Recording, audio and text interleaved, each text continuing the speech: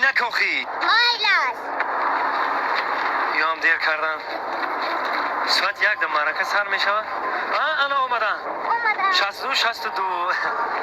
اومدن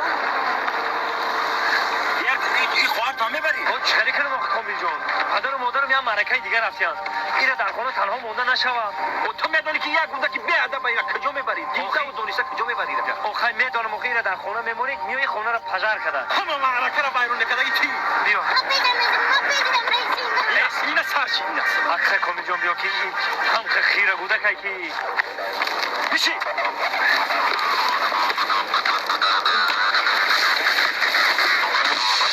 میره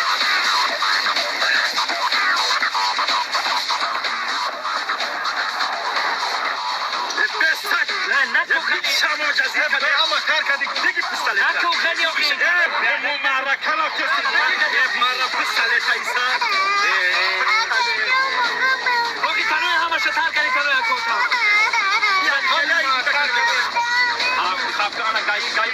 اما بچه هم دونیسته ایره نمی برم بچه هم میدانم که اینم خیلی خیره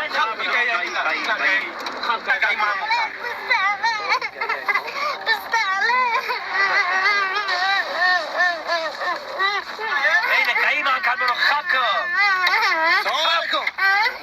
ناظری را سعدی اسماعیلوف مرمت راننده یک حجت رو پیشنهاد میکنه